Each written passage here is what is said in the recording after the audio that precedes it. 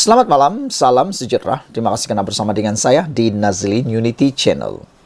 Saudara-saudara sekalian, tidak sampai 12 jam selepas Perikatan Nasional melalui kenyataan daripada Hamzah Zainuddin menyatakan bahawa ahli Parlimen Kuala Kangsar, yaitu Iskandar Zulkarnain, memberikan sokongan kepada Datuk Seri Anwar Ibrahim kerana diugut dan intimidasi daripada SPRM. Akhirnya jawapan yang kita tunggu-tunggu daripada SPRM muncul. Sudah beberapa jam kita tunggu apa komen daripada SPRM selepas dituduh oleh Perikatan Nasional kononnya melakukan perbuatan jahat itu, iaitu mengugut ahli Parlimen Kuala Kangsar. Kalau tidak sokong Datuk Seri Anwar Ibrahim, kononnya mereka atau dia akan dihadapkan ke muka pengadilan untuk kes rasuah. Menurut cerita-cerita, kononnya ahli parlimen itu dulunya ialah bekas setiausaha seorang ahli parlimen, iaitu Peja. Jadi mungkin di sanalah kesnya bermula. Walau bagaimanapun, ini jawapan daripada SPRM yang paling padu sekali. Saya tak sangka sama sekali SPRM akan memberikan jawapan yang luar biasa ini, yang pastinya akan membuatkan Perikatan Nasional, bahkan Hamzah Zainuddin yang telah memberikan kenyataan semalam, pasti akan terkejut besar. Manakan tidak terkejut besar, bos SPRM sendiri yang jawab dia. Bukan orang biasa-biasa. Bukan calang-calang orangnya yang menjawab Hamzah Zainuddin. Bos SPRM sendiri.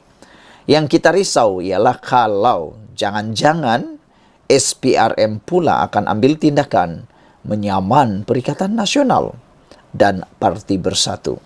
Kalau itu yang berlaku, habislah Perikatan Nasional dan Parti Bersatu kalau SPRM saman. Itu karena perbuatan memfitnah SPRM.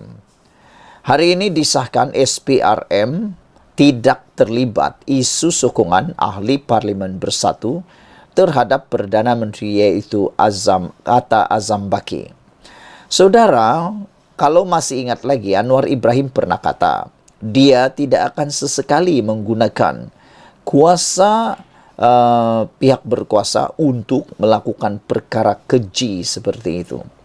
Anwar Ibrahim kata kalau orang pernah buat, biarkan mereka buat. Tapi saya tidak akan buat sama sekali, kata Datuk Seri Anwar Ibrahim. SPRM, Suruhanjaya Pencegahan Rasuah Malaysia, menafikan agensi itu terlibat dalam tindakan ahli Parlimen Kuala Kangsar Iskandar Zulkarnain Abdul Khalid yang menyatakan sokongan terhadap kepimpinan Perdana Menteri Anwar Ibrahim. Jika anda tanya siapa yang harus dipercayai, kita harus memikirkan begini. Mana yang lebih banyak tipu-tipu? Ahli politik atau SPRM? Anda tahu jawapannya. Anda pasti tahu jawapannya. Kerana SPRM, saya yakin mereka menjalankan tugas dengan penuh integriti, tanpa ada pilih kasih, profesional dan menjunjung ke bawah Duli Yang Maha Mulia di Pertuan Agong.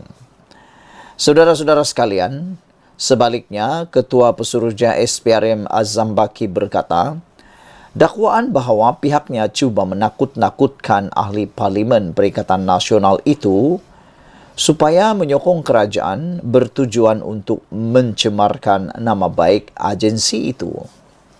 Kenyataan Ketua Pembangkang yang mendakwa kita terlibat dalam keputusan ahli Parlimen Kuala Kangsar adalah berniat jahat dan cuba memburukkan imej SPRM, kata beliau.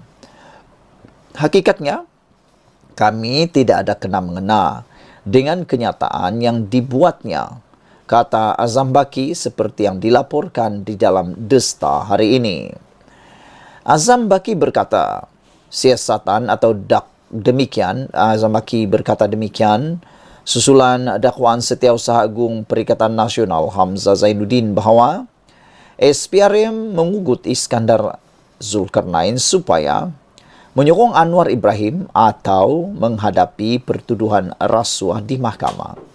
Semalam ketika saya menerbitkan isu ini, ada netizen kata, kenapa nak takut diugut kalau memang tak buat salah? Itu yang mereka tanya. Kalau Iskandar Zulkarnain betul-betul tak bersalah, tidak melakukan kesalahan, dia sepatutnya tidak perlu takut.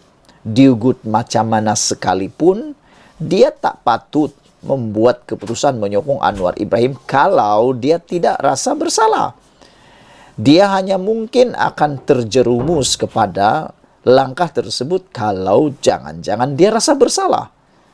Itulah yang mungkin perlu Anda fikirkan sekalian. Namun SPRM kata, mereka tidak pernah mengugut Iskandar Zulkarnain untuk menyokong Anwar Ibrahim.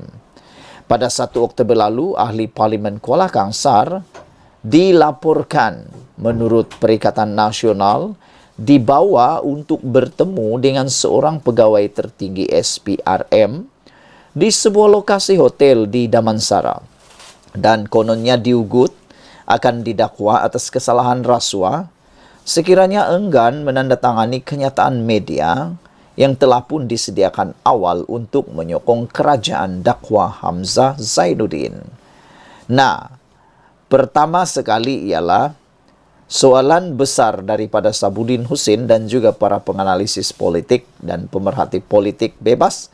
Mereka kata, kalau benar apa yang didakwa oleh Hamzah Zainuddin, tolong buat laporan polis. Mereka mohon Hamzah Zainuddin buat laporan polis.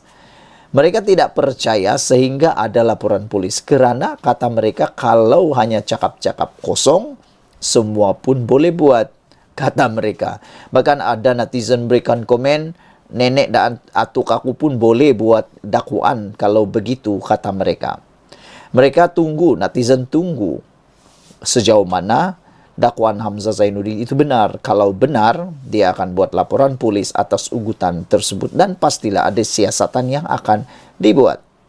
Tapi sehingga ke hari ini, sehingga ke jam ini, belum ada sebarang laporan polis dibuat oleh Hamzah Zainuddin. Pemimpin bersatu itu juga mendakwa kerajaan pada mulanya cuba merasuah Iskandar semasa satu perjumpaan di sebuah lokasi di Damansara pada 26 September yang lepas. Dakwa Hamzah Zainuddin, ahli parlimen berkenan, didatangi seorang taikun perniagaan bergelar Tan Sri yang dipercayai mempunyai hubungan rapat dengan Perdana Menteri. Malaysia kini cuba menghubungi Iskandar beberapa kali, namun ahli parlimen berkenan tetap mengunci mulut berhubung dakwaan Hamzah. Sebelum ini, kerajaan perpaduan telah hilang majoriti 2/3 di Dewan Rakyat apabila Presiden Mudra yang juga ahli Parlimen Muar, Syed Saddiq Said Abdul Rahman menarik balik sokongan terhadap gabungan kerajaan. Pada 12 Oktober lalu, Iskandar menyatakan sokongan kepada Anwar dengan membangkitkan kebimbangan mengenai isu kos sara hidup di kawasan parlimennya. Dia berkata keputusannya itu juga bertujuan untuk menilai sama ada Perdana Menteri itu ikhlas mengutarakan janji bagi memberi peruntukan kepada ahli parlimen yang menyokong dasar kerajaan. Sekian dulu untuk kali ini. Jangan lupa tinggalkan komen anda. Sila tekan butang subscribe. Malaysia kita punya, kita jaga sama-sama. Cintai Malaysiaku. Kita jumpa lagi. Bye-bye.